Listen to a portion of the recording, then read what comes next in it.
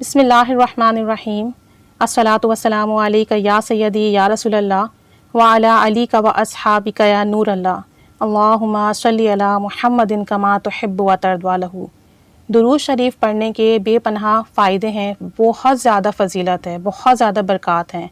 دیکھیں، جب ہم درود شریف پڑھتے ہیں اور ایسا درود شریف جس میں آل کا ورڈ آ رہا ہو، جیسے میں کہوں اللہم صلی علی محمد و آل محمد، یا صلی اللہ علیہ وآلہ وسلم، یا صلی اللہ علی حبیبہ محمد و آلہ وسلم، تو ایسے درود شریف جس میں آپ کے آل کا ورڈ آتا ہے، تو یہ درود شریف کا مطلب یہ ہوتا ہے کہ آپ نبی رحمت صلی اللہ علیہ وسلم پر بھی درود بھیج رہے ہیں، اللہ تعالیٰ سے ریکویسٹ کر رہے ہیں کہ آپ صلی اللہ علیہ وسلم پر رحمت نازل فرما، ساتھ ساتھ ان کی آل کے لیے بھی آپ دعا کر رہے ہیں کہ جو ہے اللہ تعالیٰ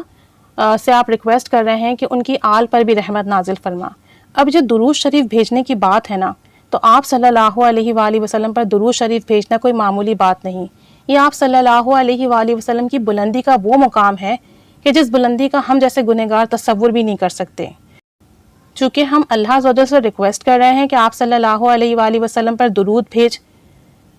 اور ان کی آل پر درود بھیج، تو یہاں جو یہ ورڈ ہے نا آل کا، تو ہم میں سے بیشتر لوگ یہ سمجھتے ہیں کہ یہ جو آل کا ورڈ ہے یہ صرف نبی کریم صلی اللہ علیہ وآلہ وسلم کے گھرانے کے لیے استعمال ہوا ہے، آپ صلی اللہ علیہ وآلہ وسلم کی آل اولاد کے لیے استعمال ہوا ہے، جبکہ ایسا نہیں ہے۔ چونکہ یہ جو لفظ ہے آل کا، اس کو ہم زیادہ تر تو اسی معنی میں لیتے ہیں کہ آپ صلی اللہ علیہ وسلم کی آل اولاد اور اہل خانہ کی بات ہو رہی ہے، جبکہ آل محمد کا مطلب اس میں پوری امت آ جاتی ہے۔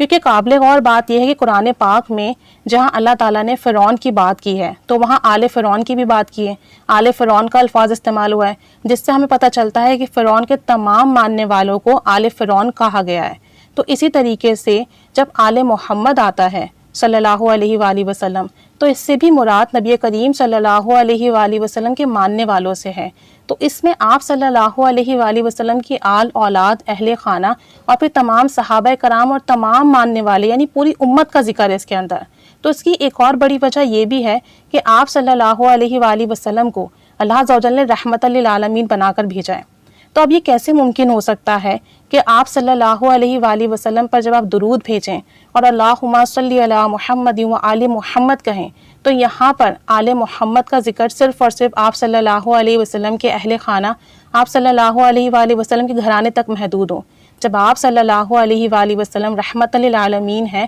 تو پھر یہاں جو آل کا ورڈ ہے یہ تمام امت کے لیے ہے، آپ صلی اللہ علیہ وآلہ وسلم کے خاندان عالی شان کے ساتھ ساتھ تمام امت کے لیے ہے۔ اور جب ہم ایک بار درود شریف پڑھتے ہیں تو اس بات سے بے خبر ہوتے ہیں کہ ہم اصل میں پوری امت کے لیے اللہ سے نیکیوں اور رحمتوں کی درخواست کرتے ہیں۔ حضرت کعب رضی اللہ تعالیٰ عنہ سے روایت ہے کہ ہر روز 70,000 فرشتے مسجد نبوی صلی اللہ علیہ وآلہ وسلم میں اتر کر آپ صلی اللہ علیہ وآلہ وسلم پر درود و سلام بھیجتے ہیں اور آپ کے ارد گرد اکٹھے ہو کر اپنے پروں سے ہر جگہ کو روشن کر دیتے ہیں، اور وہ سارا دن درود شریف پڑھتے ہیں اور شام کو واپس آسمانوں میں چلے جاتے ہیں، اور پھر دوسرے 70,000 فرشتے زمین پر آ جاتے ہیں اور پھر وہ آپ صلی اللہ علیہ وسلم پر درود و سلام بھیجتے ہیں، اور یہ سلسلہ قیامت تک جاری رہے گا۔ ایک اندازے کے مطابق آپ صلی اللہ علیہ وآلہ وسلم کی حیات مبارکہ میں 70 ارب فرشتے آسمانوں سے اتر کر آپ صلی اللہ علیہ وآلہ وسلم پر درود بھیج چکے ہیں، اور قیامت تک ان کی تعداد کتنی ہوگی یہ صرف اللہ ہی کو علم ہے۔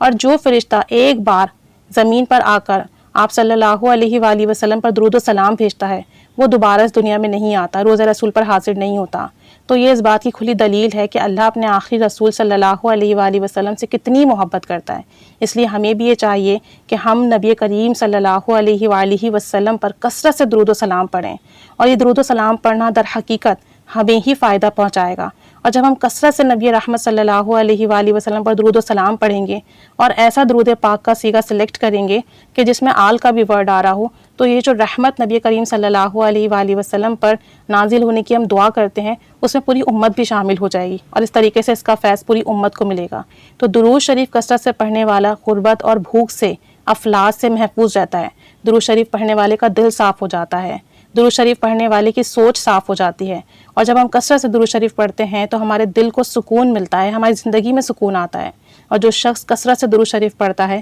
تو اللہ تعالیٰ اس کے دنیا کے تمام غم ختم فرما دیتا ہے، دور فرما دیتا ہے۔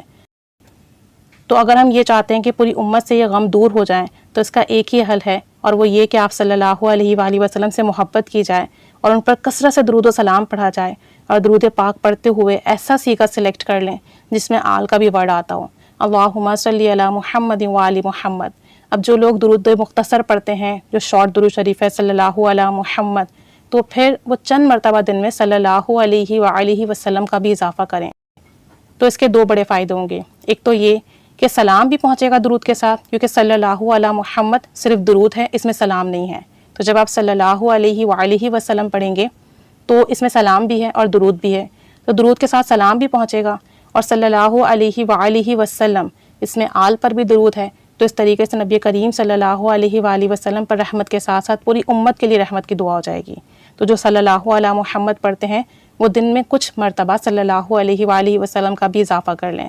تو درود پاک کثرت سے پڑھیے، اور آل پر درود پاک بھیجنے سے اب آپ کے ذہن میں بات کلیئر ہو جانی چاہیے کہ ہم پوری امت کے لیے رحمت کی دعا کر رہے ہیں، کیونکہ آپ صلی اللہ علیہ وآلہ وسلم رحمت للعالمین ہیں، اور ان کی رحمت کا حصہ پوری امت کے لیے، تمام جہانوں کے لیے، تمام مخلوقات کے لیے۔ اللہ کریم ہمارا پڑھنا قبول فرمائے، ہم پر رحمت کی نگاہ فرمائے، اور ہمیں خوب کثرت سے، محبت سے، توجہ سے، ادب سے، احترام سے درود و سلام پڑھنے والا بنائے، درود و سلام کی دعوت دینے والا، کام کرنے والا، درود و سلام لکھنے والا بنائے۔ اللہ کریم قبول فرمائے، آمین بجاہ النبی الآمین صلی اللہ علی محمد صلی اللہ علیہ وآلہ وسلم۔ اللہم صلی علی محمد کما تحب و ترضی عنہ۔